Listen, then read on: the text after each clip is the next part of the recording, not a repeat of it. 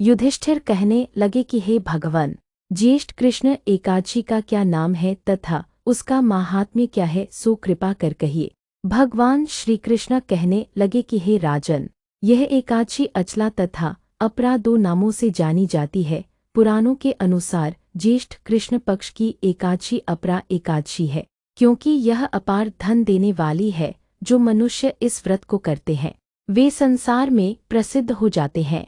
इस दिन भगवान त्रिविक्रम की पूजा की जाती है। अपरा एकादशी के व्रत के प्रभाव से ब्रह्महत्या, भूत योनि, दूसरे की निंदा आदि के सब पाप दूर हो जाते हैं। इस व्रत के करने से परस्त्री गमन, झूठी गवाही देना, झूठ बोलना, झूठे शास्त्र पढ़ना या बनाना, झूठा ज्योतिषी बनना तथा झूठा वैद्य बनना आदि सब पाप नष्ट हो जाते हैं।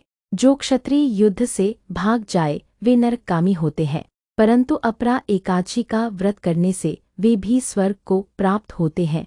जो शिष्य गुरु से शिक्षा ग्रहण करते हैं फिर उनकी निंदा करते हैं वे अवश्य नरक में पड़ते हैं, मगर अपरा एकादशी का व्रत करने से वे भी इस पाप से मुक्त हो जाते हैं।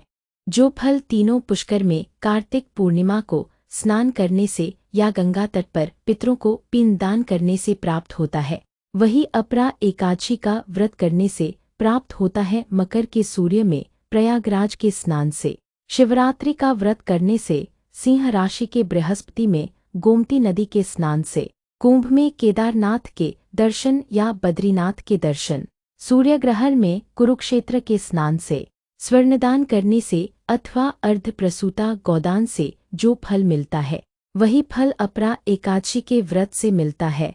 यह व्रत पापरूपी वृक्ष को काटने के लिए कुल्हाड़ी है, पापरूपी ईंधन को जलाने के लिए अग्नि, पापरूपी अंधकार को मिटाने के लिए सूर्य के समान, मृगों को मारने के लिए सिंह के समान है। मनुष्य को पापों से डरते हुए इस व्रत को अवश्य करना चाहिए। अपरा एकादशी का व्रत तथा भगवान का पूजन करने से मनुष्य सब पापों से छूटकर विष्णु लोक को जाता है।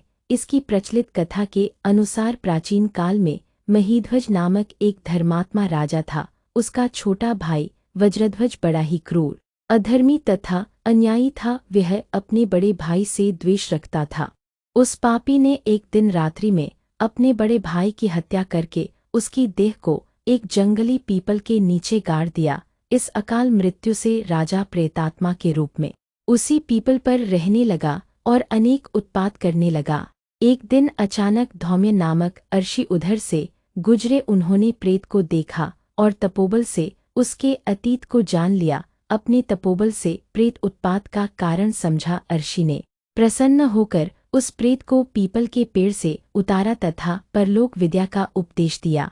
दयालु अर्षि ने राजा की प्रेत योनि से मुक्ति के लिए स्वयं ही अपरा अचला एकादशी का व्रत किया और उसे अग्नि से छुड़ाने को उसका पुण्य प्रेत को अर्पित कर दिया। इस पुण्य के प्रभाव से राजा की प्रेत योनि से मुक्ति हो गई। वह अर्षि को धन्यवाद देता हुआ दिव्य देह धारण कर पुष्पक विमान में बैठकर स्वर्ग को चला गया।